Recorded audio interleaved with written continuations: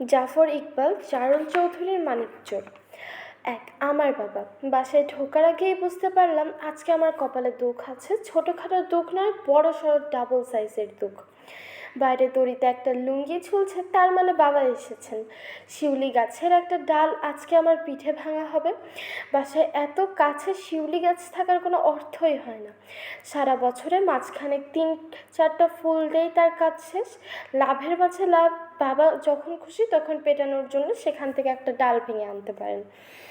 আমি ভয়ে ভয়ে ভিতরে ঢুকলাম, মনে খুব একটা দুর্বল আশা। দড়িতে যে লুঙ্গিটা ঝুলছে সেটা বাবার নয়, অন্য কারো। গ্রামের বাড়ি থেকে কেউ বেড়াতে এসেছে, কারো বিয়ে কিংবা অসুখ, জমি নিয়ে মামলা করতে এসেছে বা সেরকম একটা কিছু। ভিতরে ঢুকিয়ে আমার আশা ফাটা বেলুনের মতো চুপসে গেল। বুঝতে পেলাম বাথরুমে বাবা ঘর করে শব্দ করে জিভ পরিষ্কার করছেন। জিভ পরিষ্কার করার এই ব্যাপারটা আমি বাবা ছাড়া আর কাউকে দেখিনি। প্রথমে তার চিকন বাঁশের চাষ দিয়ে জিভটা চেটে ফেলেন, তারপরে শোল মাছ ধরার মতো নিজের জিভটা ধরার চেষ্টা করতে থাকেন এবং সেটা বারবার পিছলে যায়, তবুও তিনি হাল ছাড়েন না।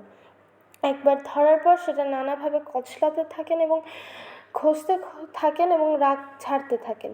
তখন একই সাথে তার ডলা থেকে এক রকম ঘর শব্দ বের হতে থাকে। শুনলে মনে হবে কেউ বুঝি তাকে জবাই করে ফেলার জন্য চেষ্টা করছে।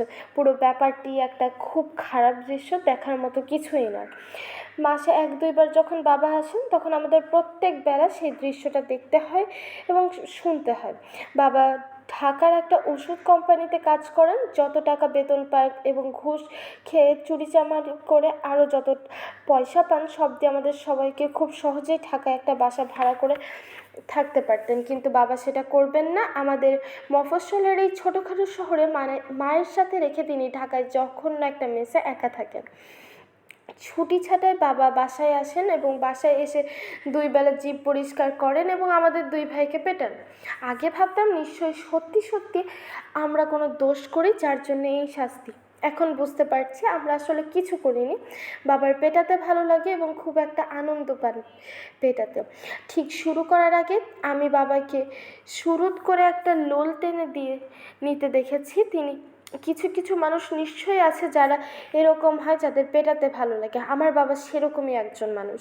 নিয়মিত পেটুনি খেলে মানুষের অভ্যাস হয়ে যাওয়ার কথা, কিন্তু আমাদের এখনও অভ্যাস হয়নি। পিটুনিটা একটু বাড়াবাড়ি, ছোটোখাটো চড়চাপ্পড় কিংবা কানমলা নয়, প্রচণ্ড মার। কখনো কখনো চামড়া ফেটে রক্ত বের হয়ে যায়। আমি তবুও কোনো মতে সহ্য করতে পারি, কিন্তু লাবলুর একেবারে 12টা বেজে যায়।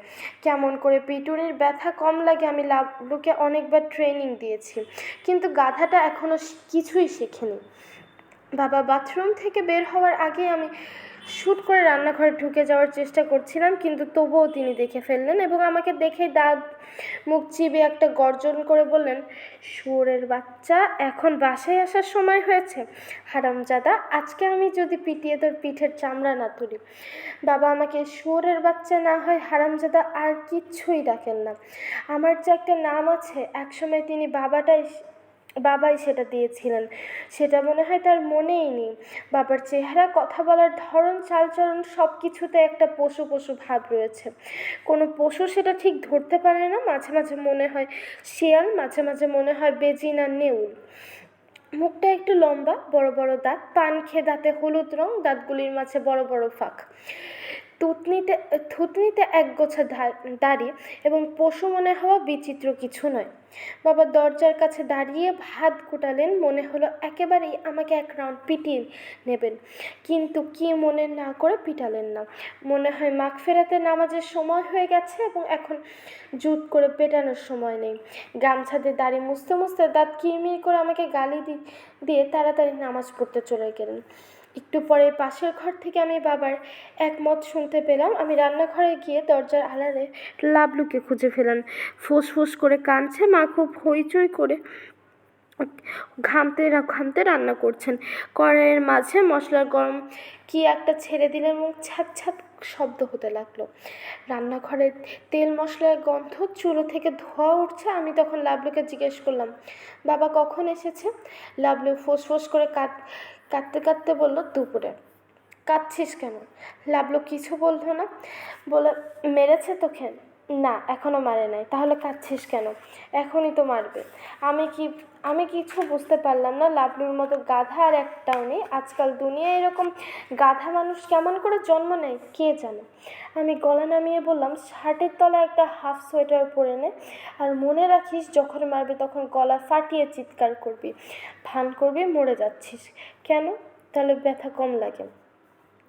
লাবলু অবিশ্বাসের দিকে আমার দিকে তাকালো এবং আমার বয়স 12, লাবলুর বয়স 8। আমার থেকে 4 বছরের মতো ছোট, কিন্তু তার বুদ্ধি শুদ্ধি দেখে মনে হয় একেবারে 3 বছরের বাচ্চার। আমার দিকে তাকিয়ে চোখ মুছতে মুছতে বলল, সত্যি? হ্যাঁ। আমি মাথা নেড়ে বললাম, আর খুব জোরে যদি চিৎকার করিস তাহলে কেউ একজন ছুটে এসে ছুটিয়েও নিতে পারে। কে ছুটাবে?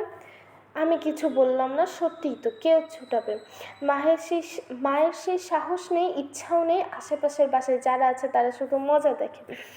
আমি কেনি আঙ্গুল দিয়ে কান চুলকাতে চুলকাতে দাঁড়িয়ে রইলাম এবং ওই বাসা থেকে পালিয়ে যাওয়া ছাড়া আর মনে হয় কোনো গতি নেই। লাবলুটার কি অবস্থা হবে সেটাই চিন্তার। মাঝে মাঝে বাবা মায়েরা তাদের ছেলে মেয়েদেরকে তাজ্য পুত্র করে দেয়। তাজ্য বাবা করে দেওয়ার কি কোনো নিয়ম নেই? রাত্রে খাবার সময় বাবা আমাকে আর লাবলুকে পেটালেন, সাধারণত তাই করেন। খেয়ে মনে হয় আগে একটু জোর করে নেন, তারপরে আমাদেরকে বলেন বই নিয়ে আসতে, এবং আমরা বই নিয়ে এসে বসি। তারপর আমাদেরকে ইংরেজি বানান জিজ্ঞেস করতে শুরু করেন, একটার পর একটা, যতক্ষণ না আটকে যায়। এবং প্রথমে আমাকে জিজ্ঞেস করলেন লেফটেন্যান্ট, সেটা জানতাম। ঠিক ঠিক বলা মাত্র বাবার মুখ রেগে কালো হয়ে গেল। যখন জিজ্ঞেস করলেন নিউমোনিয়া, সেটাও ঠিক ঠিক করে বলে ফেললাম। তখন বাবা আরও রেগে গেলেন, দাঁত কিরমির কিরমির করে বলতে গেলেন ইউক্যালিস্টাস। আমি আটকে গেলাম এবং সাথে সাথে বাবার চোখ মুখ জ্বলে উঠল 100 ওয়াটের বাতির মতো। মুখে লোল টেনে বললেন, শয়তানের বাচ্চা, বদমাইশের ধারী, পড়াশোনা নেই, নামাজ রোজা নেই, দিনরাত শুধু ঘোরাঘুরি। আজকে যদি আমি তোদের না পেটাই।